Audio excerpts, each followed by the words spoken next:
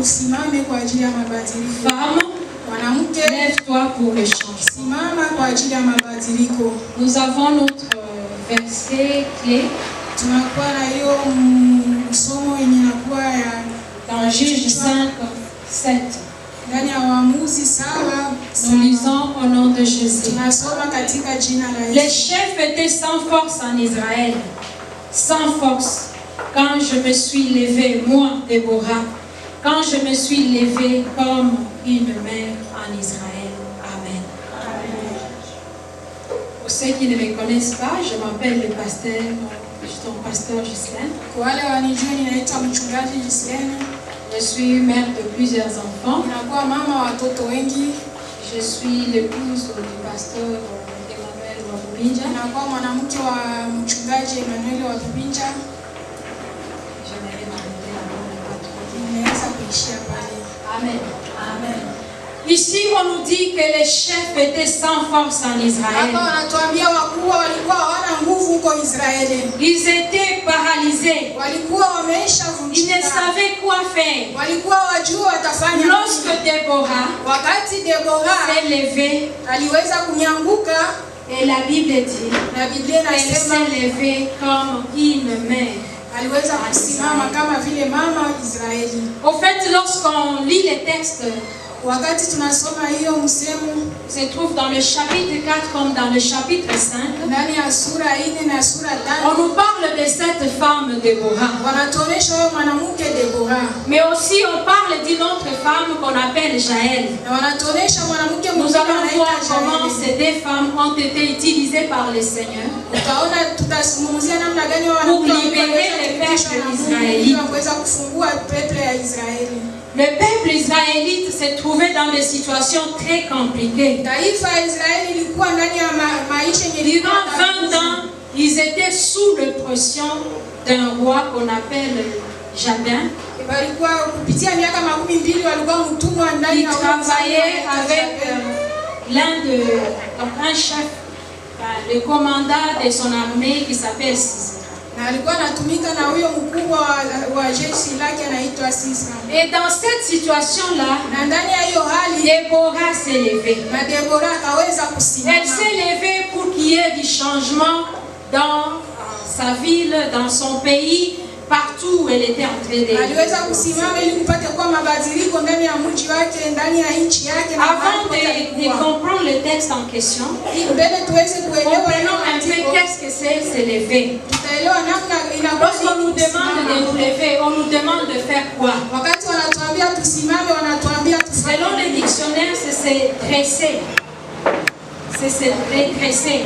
Ni kusawasawa na dictionnaire nasema ni kuweza kunyoroka. Se mettre debout. Ni kuweza kusimama. Mais aussi c'est décider d'agir. Na niweza kufanya tendo. C'est décider de s'opposer contre. Na ni kuweza kwenda kinyume. C'est décider de s'insurger contre quelque chose. Ni kwenda kitofauti na kitu fulani. Pour dire que lorsque quelqu'un se lève, ni kusema wakati mtu anasimama, il veut que la situation qu'il était en train de vivre anapenda ile mahali alikuwa anaishi puisse changer. ipate kubadilika.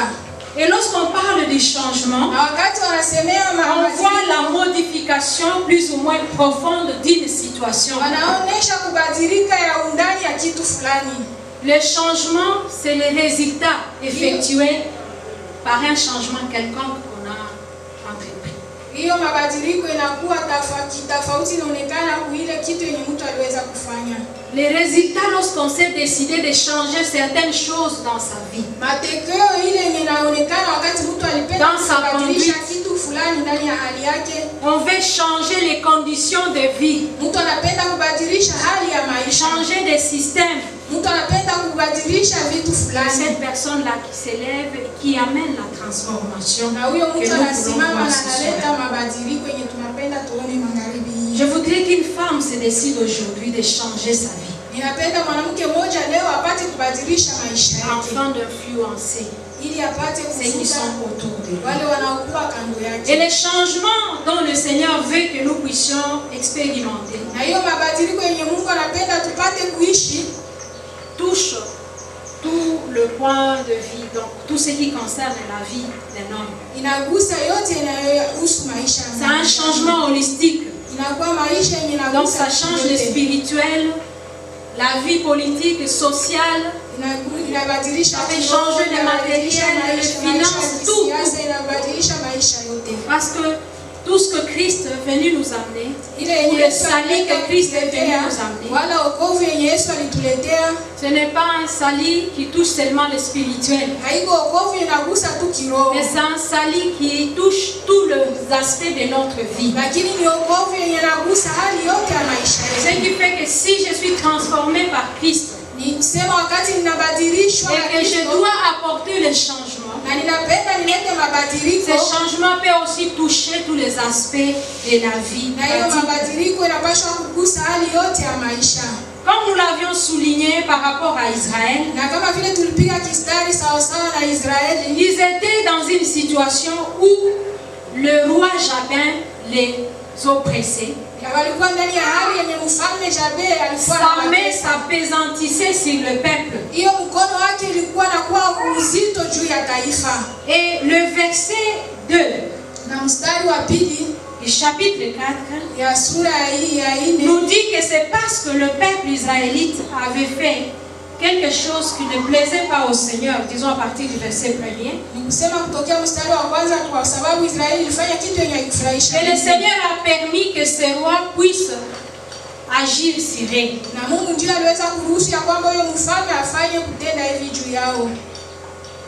Ils étaient vendus à Jabin et ils étaient en train de souffrir. Le verset 3 nous dit que les enfants d'Israël prièrent à l'Éternel, car Jabin avait 900 chars de fer et il opprimait avec violence les enfants d'Israël depuis 20 ans. Alléluia.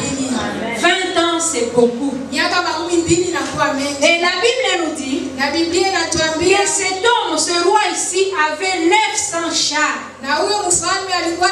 Lorsqu'on vous présente son armure, donc on montre comment il était très fort. Il avait plusieurs chars parce que ça représentait la puissance militaire. Lorsque vous trouvez quelqu'un qui commence à te parler de ses problèmes ou de ses ennemis et qui vante sa puissance, ça veut dire qu'il a déjà échoué. N'est-ce pas? Il savait quoi faire. C'est pourquoi même on est en train de vanter la puissance de ce roi ici. Et dans cette situation d'oppression, ils ont commencé à crier à l'Éternel. Heureusement pour eux, ils ont fait la bonne chose, la bonne part. La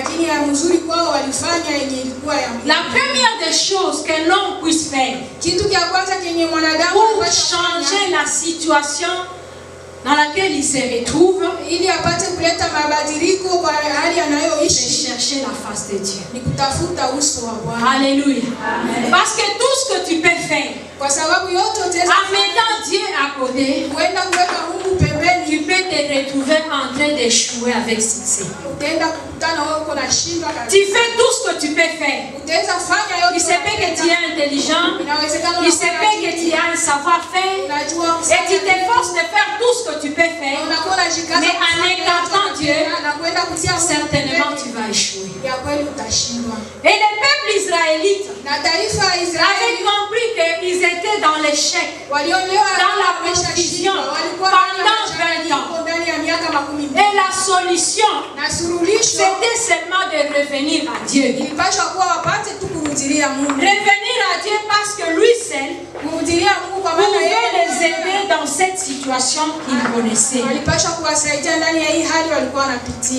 Nous autres aussi, bien aimés, nous devons savoir que si Dieu ne nous aide pas,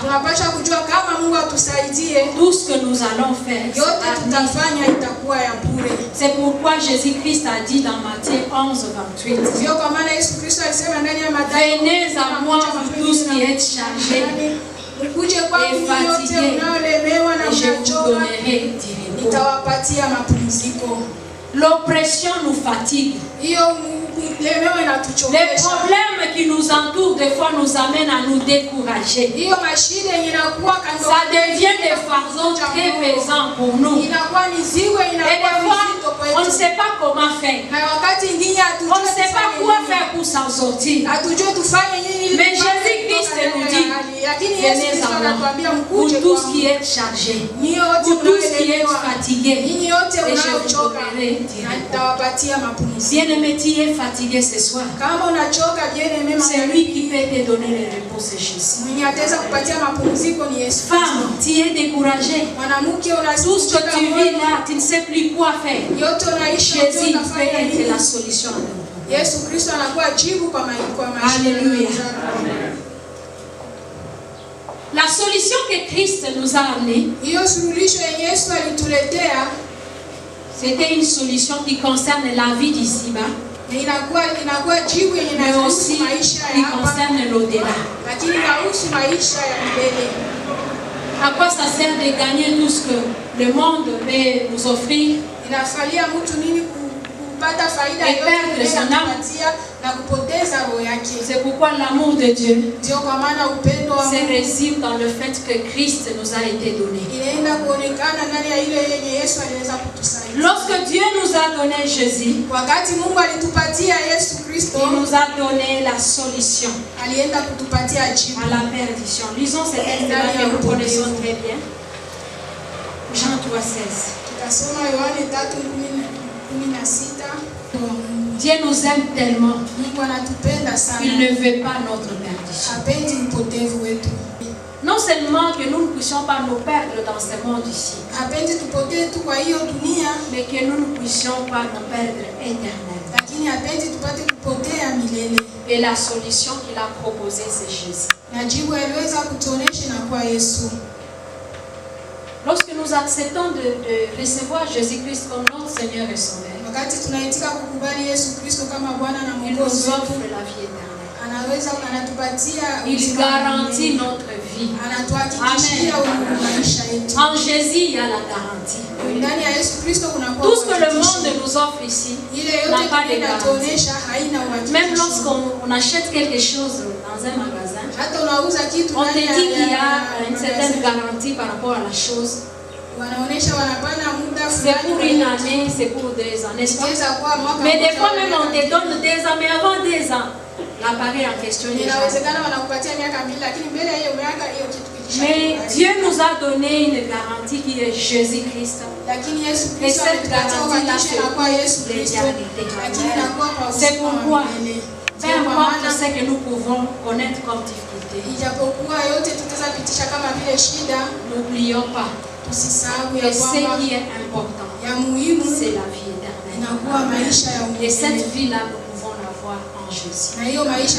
Si tu es là aujourd'hui et que tu n'as jamais donné ta vie à Christ, aujourd'hui peut-être l'opportunité que Dieu te donne pour que tu mettes ta vie en ordre, pour que tu reviennes à Dieu, que tu te réconcilies avec lui et que tu puisses recevoir la vie éternelle. Amen. Amen. Nous revenons à notre texte. La Bible nous dit, au verset 4, que dans ces temps-là, Déborah, prophétesse, femme de Lapidote, était juge en Israël. Donc lorsque le peuple israélite était en train de connaître des moments compliqués, lorsque le peuple israélite était en train de souffrir, Déborah était prophétesse. En fait, on nous présente Déborah comme une femme qui exerçait plusieurs fonctions à la fois.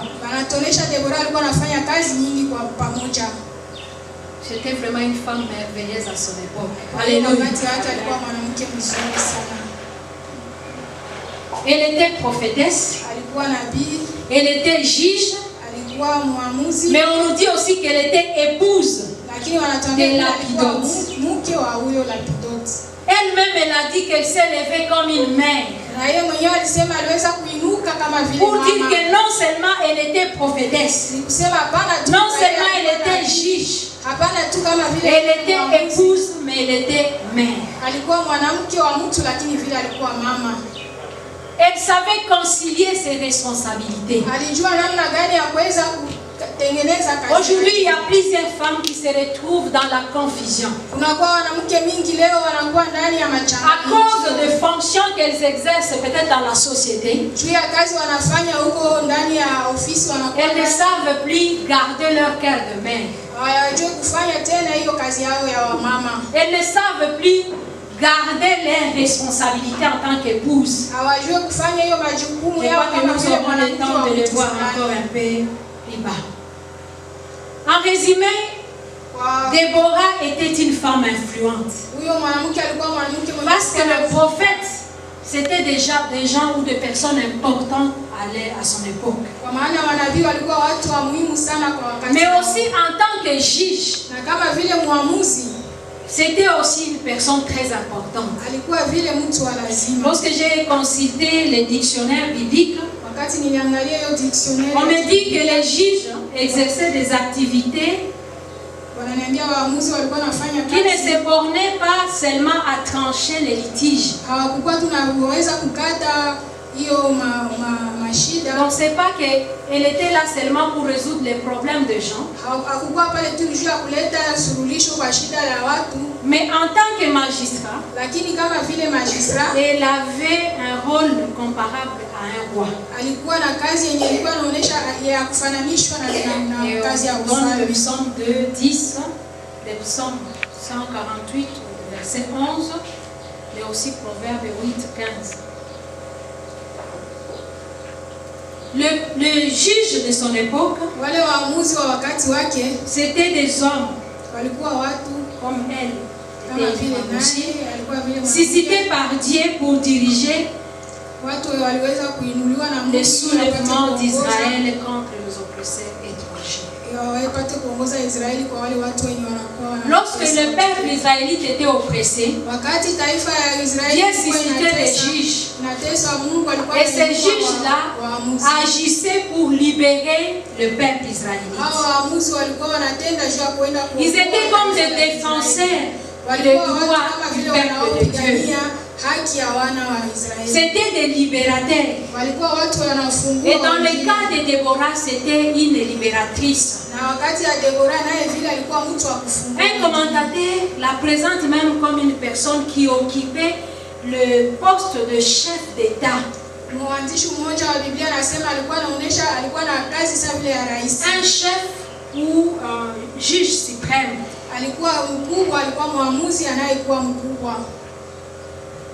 Alléluia.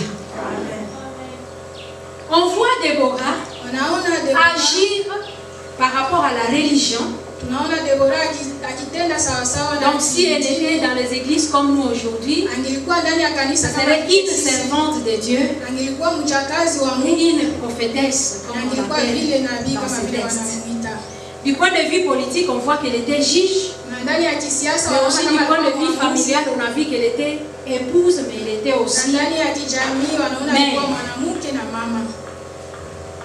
En réfléchissant sur tout ce que Déborah était, ça m'a amené à dire que les femmes qui veulent aujourd'hui influencer, impacter là où ils vivent, ce sont des femmes qui doivent savoir concilier tout ce qu'on a dit en Seigneur. Des femmes qui savent garder le cœur de mère, comme je l'ai dit, tout en faisant tout ce qu'elles sont appelées à faire. Et j'aimerais bien insister sur ce cœur-là de mère. Un cœur de mère, c'est un cœur compatissant. Un cœur de mère, c'est un cœur plein d'amour. C'est un cœur plein de patience, de bonté, mais aussi de douceur. Alléluia. Est-ce que tu as un cœur de mère? Il y a des femmes aujourd'hui qui portent des pagnes, qui s'habillent comme nous aujourd'hui, mais dont le cœur n'est plus le cœur des femmes. Le cœur des mères est parti. Elles essayent d'être comme des hommes. Elles sont fières de l'être. Mais moi je voudrais dire à une femme aujourd'hui, si tu veux impacter ton entourage et devenir une femme influente, tu dois garder ton cœur de mère. Alléluia. Un jour j'ai interprété une femme. C'était une femme évangéliste. Pendant qu'elle était en train de parler, elle parlait avec une voix qui fait trembler. Je n'ai pas même le montage.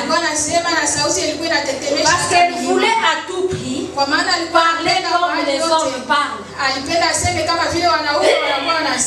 Alléluia. Moi je dis toujours, je resterai femme. Même en péchant, en parlant, je vais rester femme. Alléluia. Restons femmes. Et pendant que j'interprétais cette femme-là, elle me faisait des coups. Quand elle fait des gestes avec force, j'avais mal. Je dis, mais est-ce que je suis en train de travailler avec une femme ou avec un homme? Et elle disait elle-même, à la chair, je suis homme. C'est seulement quand je sors de cette chair ici que je deviens femme. Femme, restons femme. Alléluia. Déborah était appréciée. Et Déborah a fait tout ce qu'elle avait fait en tant que mère. Aujourd'hui, lorsqu'on rencontre des femmes même qui exercent des fonctions, par exemple comme des roulages, ou je ne sais pas, des femmes médecins, des fois ce sont des femmes très compliquées. Les hommes se disent, si je rencontre une femme, je suis foutie. Parce que ces femmes-là essaient d'imiter la dureté. Ils essaient d'agir avec force pour s'imposer. Et ils se détournent de la vision de Dieu. Dieu a voulu que nous soyons des créatures douces. Des gens qui sont pleins d'amour, de bonté, des gens qui ont un cœur pour compatir. Alléluia. Et ne nous trompons pas. Ce n'est pas parce que tu agis avec douceur, avec un cœur d'amour, qu'on ne va pas te respecter. Non. Moi je peux dire ça. Je peux le dire avec force parce que j'ai expérimenté cela. Dans mon ministère, j'essaie d'agir comme une femme. Et je n'ai jamais vu quelqu'un qui me manque de respect à cause de ça. Au contraire, les hommes apprécient. Alléluia. Ils apprécient parce qu'ils trouvent quelque chose de différent. Et lorsqu'on trouve une femme qui est devenue comme un homme, les hommes se méfient de cette femme-là. Et c'est pourquoi aujourd'hui nous nous disons pourquoi on ne nous accepte pas. C'est parce que nous ne venons pas comme des femmes. Alléluia. Lorsque Dieu a créé l'homme et la femme, il les a créés différemment pour qu'il y ait complémentarité. Ça veut dire ce que l'homme ne peut pas faire. Moi, en tant que femme, je suis appelée à le faire. Et lorsque moi j'abandonne ce que je suis censée faire pour faire ce que lui doit faire, je me perds. Et c'est pourquoi beaucoup de gens ne voient même pas l'importance de la place des femmes dans la société. Et peut-être même dans l'église. Parce que même ceux qui se disent être femmes, pasteurs, essaient de faire la même chose que les hommes. Femmes, nous n'avons pas besoin d'être comme des hommes pour réussir. Nous avons besoin d'agir comme Déborah, qui a agi en tant que mère. Alléluia.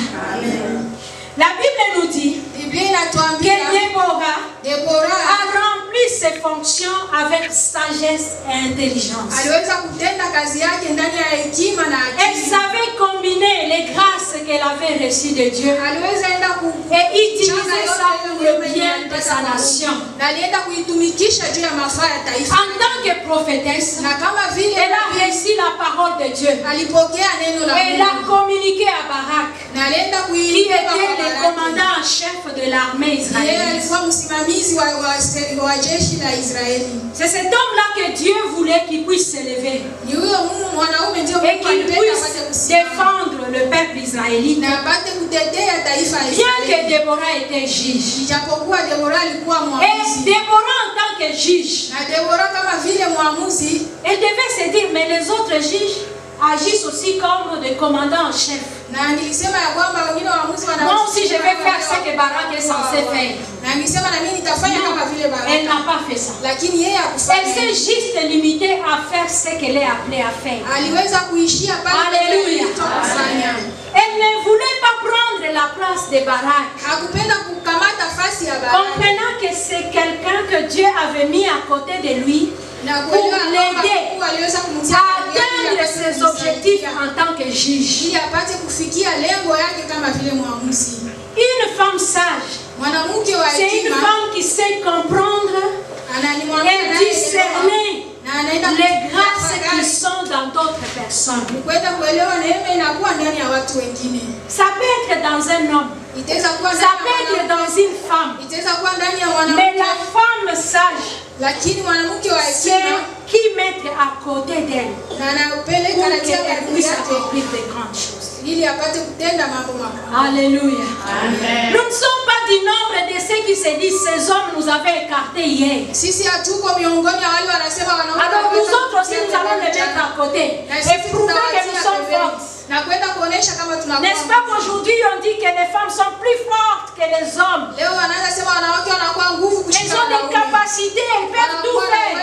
Laissez-moi vous dire, Lakini bien-aimés, mwache niwaambie nous ndugu, sommes capables de faire seulement ce que Dieu nous a appelés à faire. tunakuwa na uwezo wa kufanya yale Mungu Et Dieu alitupa. a mis des hommes à côté de nous Na Mungu alitia pour wanawake qu'ensemble karibu nous yetu, puissions accomplir de grandes choses. ili pamoja nao tupate kutenda mambo makubwa.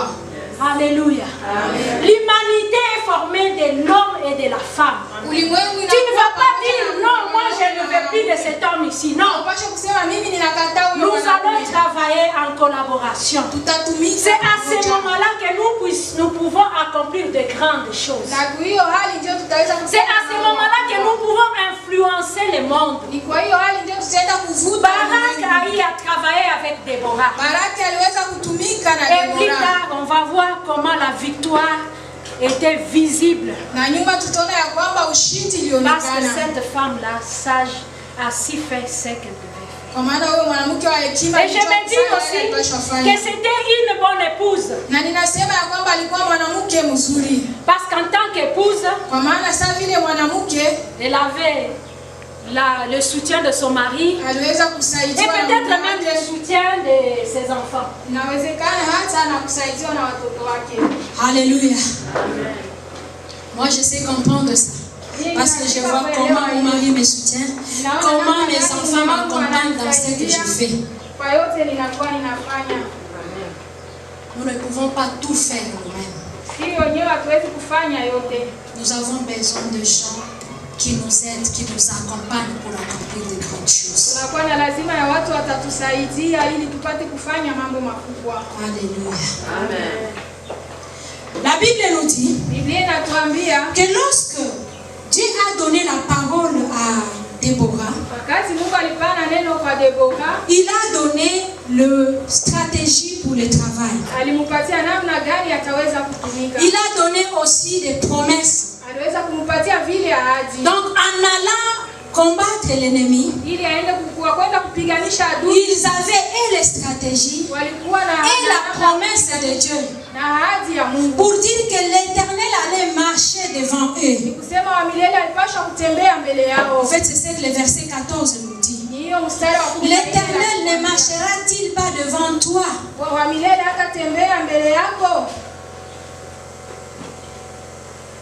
Nous avons besoin de marcher avec Dieu. Tunakuwa na lazima ya kutembea. Nous avons besoin de marcher en ayant des stratégies tunakuwa na lazima ya kutembea kwa kujua qui vont nous aider à accomplir le projet de Dieu dans notre vie. itatusaidia kwenda kuweza kutimiza mipango ya Mungu ndani ya maisha. Nous ne devons pas être ces femmes qui agissent en désordre. Hatuko wale wanawake wanatumika kwa désordre. Mais lorsqu'on sait planifier, lakini wakati unajua kupanga, on sait ce à quoi on veut s'atteler, on sait ce qu'on veut atteindre comme objectif, tunajua yale tunapenda tukufikie kama vile lengo, on peut réussir à influencer. Tutaweza kwenda kufuta mahali pote tunapopatikana.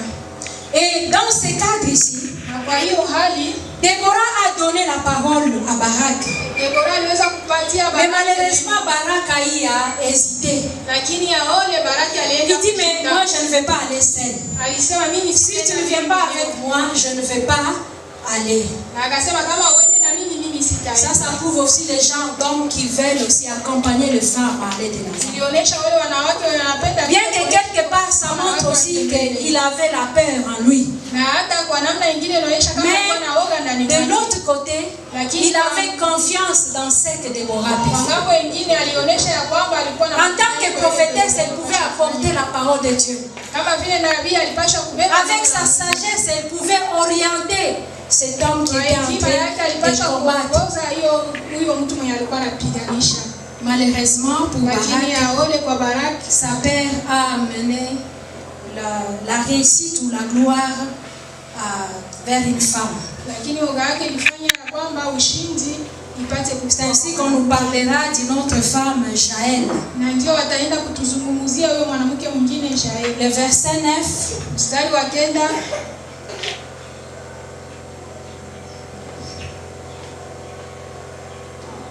Pas le verset 9, mais on voit le verset 17. On nous dit que Sisera se réfugia à pied dans la tente de Jaël, femme de Ber, les Kéniens. Car il y avait paix entre Jabin, roi de Hatzor, et la maison de Héber, les Kéniens. Jaël sortit au devant de Sisera et lui dit: entre, mon Seigneur, entre chez moi, ne crains point. Il entra chez elle dans la tente et les cacha sous une couverture. Il lui dit: donne-moi, je te prie, un peu d'eau à boire car j'ai soif. Elle ouvrit l'outre d'îlet et lui donna à boire et les couvrit. Il lui dit encore: tiens-toi à l'entrée de la tente, et si l'on vient t'interroger en disant: y a-t-il quelqu'un? Tu répondras: non. Jaël, femme d'Héber, saisit un pied de la tente, prit en main le marteau, s'approcha de lui doucement et lui enfonça dans la tente le pied qui pénétra en terre. Il était profondément endormi et accablé de fatigue et mourut. Amen. Là encore, on nous parle d'une femme extraordinaire. On nous dit qu'elle s'appelait Jaël. On la présente aussi comme l'épouse d'Héber, les Kéniens. Les Kéniens, c'était des nomades mendiants qui vivaient dans le désert. Et la Bible nous dit, lorsque vous lisez tous les textes, chapitre 4 jusqu'au chapitre 5, que la maison de Jabin était en paix avec la maison d'Héber. Pour dire qu'il y avait